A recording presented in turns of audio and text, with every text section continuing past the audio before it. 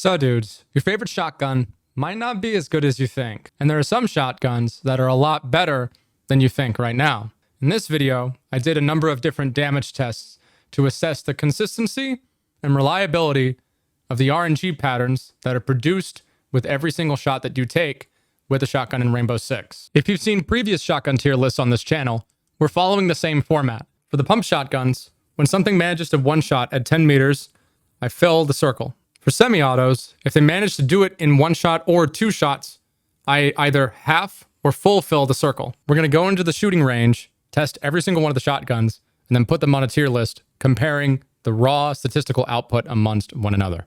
You guys want reliable metrics for your shotgun tier lists. You want to know what you are using is going to be reliable. You also probably want to have a reliable automobile, and Hennessy can help you get one of those in partnership with Ridge, the sponsor of this video. This is about going to be the last chance you'll have to enter into the Hennessy Ridge sweepstakes for a Hennessy Bronco tuned up. It's a tuned up Bronco. It's like super tuned up. It's super sick. Right, here's some clips of it. Look at that. Oh, if you don't want the car, you can get $75K in cash. They're matching. Isn't that cute? How does a Ridge wallet work? It's very efficient, streamlined, doesn't take up a lot of room in your front pocket. 2 pieces of hard material bound together by an elastic strap. Cards go in the center. It's held down by tension. When you want to get your cards out, you just pull it out like that. Ridge key case, same principle. Bound together with tension. In this case, it's bound together with a screw right there. The keys rotate in and out like that. In this case, this is made of stainless steel. The Ridge makes high quality, everyday carry products that streamline the space that you keep up in your pockets. To participate in the sweepstakes, to get this upgraded Hennessy Ford Bronco or $75K in cash, you can get a free entry by just going to the website. If you use my link, Gregor, at checkout, you'll get 10 bonus entries for free. You'll also get 10% off of what you order. If you've seen this Ridge stuff before and you've always thought about getting it, now is a great time to do so. The last day of this Hennessy promotion is September 30th, so you've only got a limited amount of time to participate. For every $1 that you spend, you'll get 2 bonus entries. And if you purchase the new Hennessy stuff, you'll get 10 times as much entries. Support a company that's making good products and streamline your everyday carry. Plus, you might get a cool car. Check out the link in the description and use the code Gregor at checkout.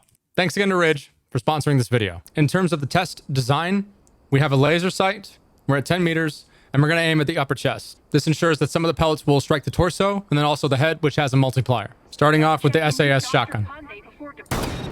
That'd be something we would mark on the sheet. So we're going to fill a bubble. Okay, let's do it again. We're going to fill a bubble again. But I'm going to put an L for 108 because that was low damage. So since it was below 125, that's not a guaranteed one-shot. It's only a guaranteed one-shot against Ash. That is also not a guaranteed one-shot against Gridlock. That is also L for low damage. Low damage again. And we're going to do this 30 times. The M590 has an incredible reputation, and that is warranted.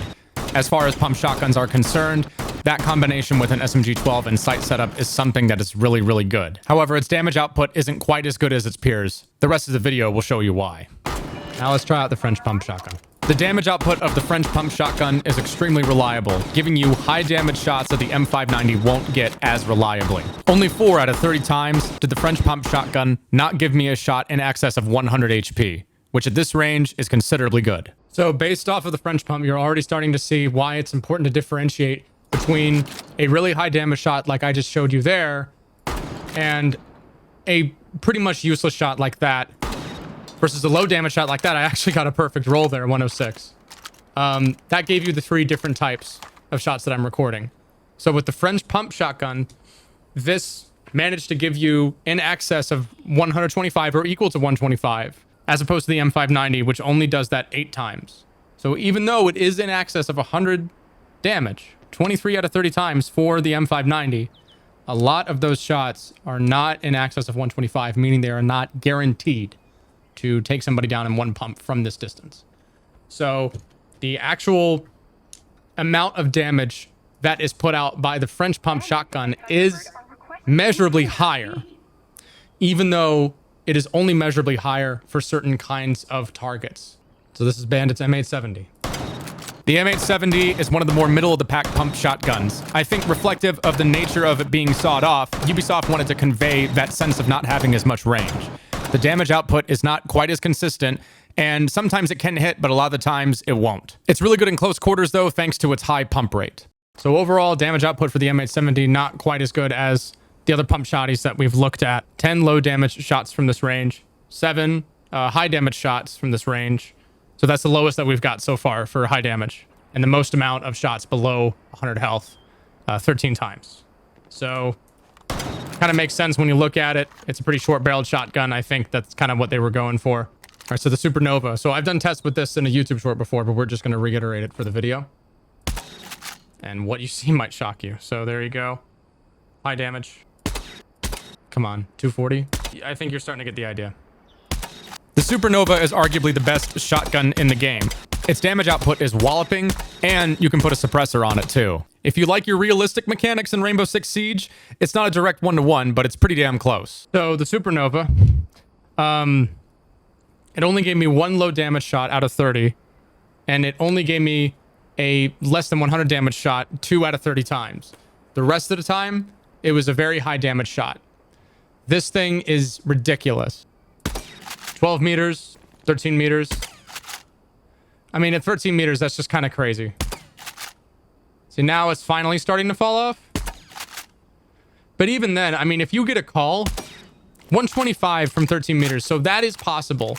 So if you get a call on somebody and your teammate tells you this guy's lit or 1 shot exact, right?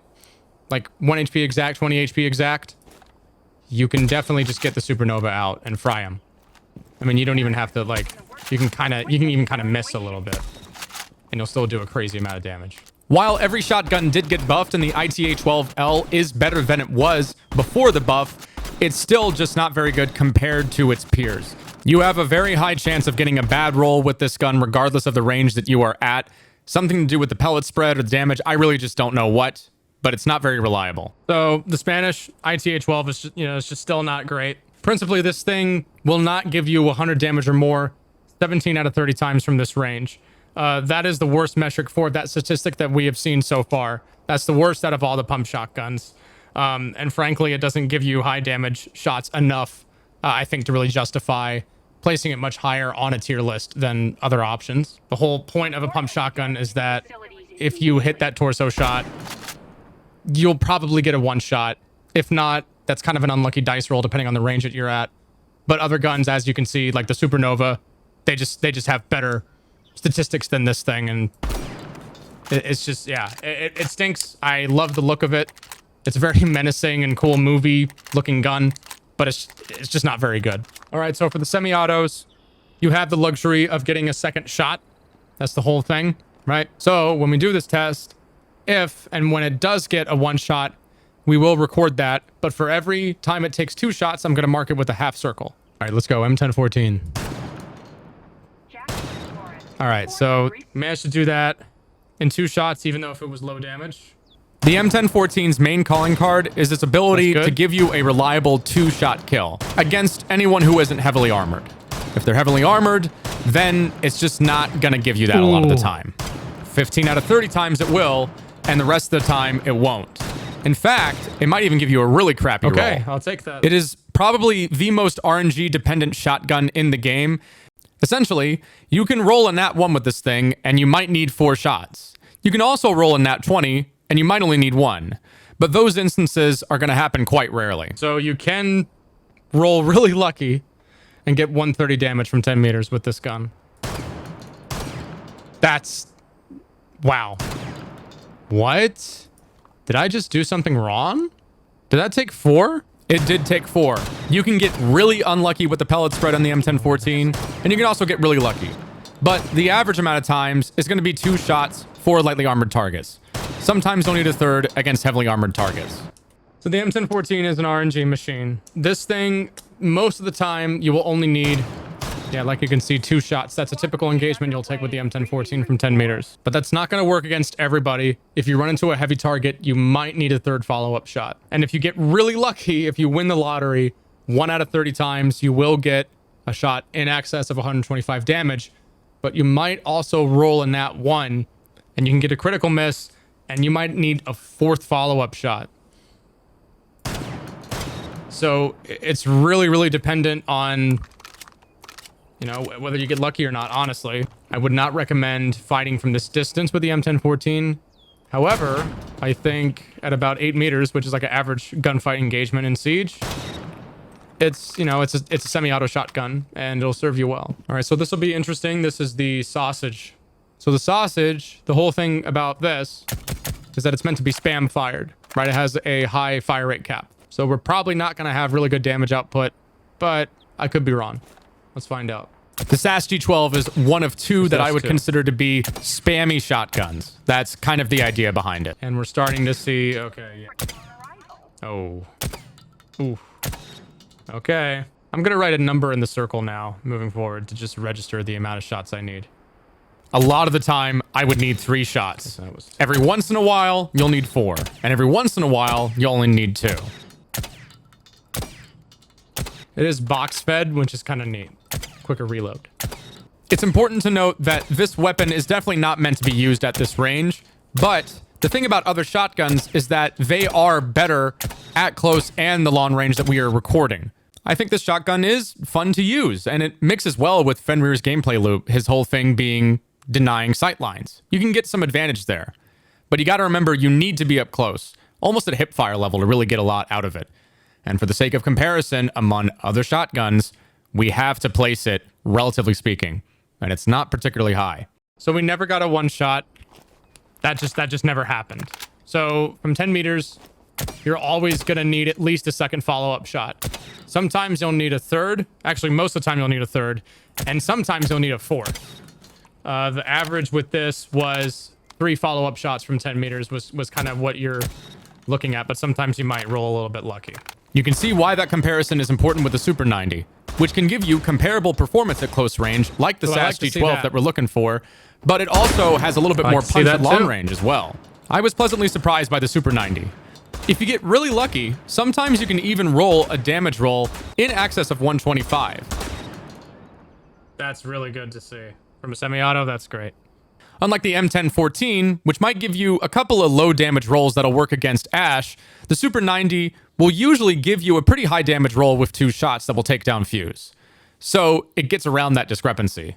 Really good output from the Super 90. So there was no point at which I needed 3. Never.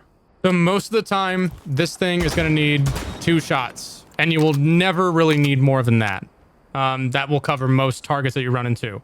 But sometimes you'll get a pretty decent high damage roll, and you'll never really get like a bad roll with this thing in terms of your damage output, right? Sometimes you might even take them down in 1 shot, but you'll never need a 3rd follow-up shot at this range with the Super 90, and that consistency is something that I really like a lot. If you liked the Super 90, you'll definitely like the Spaz 12. The reliability in terms of its damage output is even better than the Super 90. Sometimes you can take somebody down in 1 shot. The reload animation is sick. On top of being relatively easy to control in terms of recoil if you need those follow-up shots, and as you can see, the iron sights here are quite precise and don't block up a lot of your peripheral vision, so you can flick if you need to. This thing has punchy damage output regardless of the range that you're at, and even if you don't get a good roll, you can get the follow-up shot pretty quickly. So I think it's safe to say the Spaz 12 is a very good shotgun. Great numbers from the Spaz 12. Typical of most semi-auto shotguns, this thing is going to give you, sometimes it'll give you a roll like that, but most of the time you'll need 2 shots and no more. But the consistency in terms of really high damage output, like in excess of 125 shots with the Spaz 12, is pretty frequent. That's going to happen 11 out of 30 times. Comparably, the Spaz 15 did kind of get hit by the nerf bat. Just because of the way the RNG works, you're probably going to need a 2nd follow-up shot a lot more often than not. That's not to say that you can't get a high damage roll, but that high damage roll is not as consistent as the Spaz 12 or the Super 90.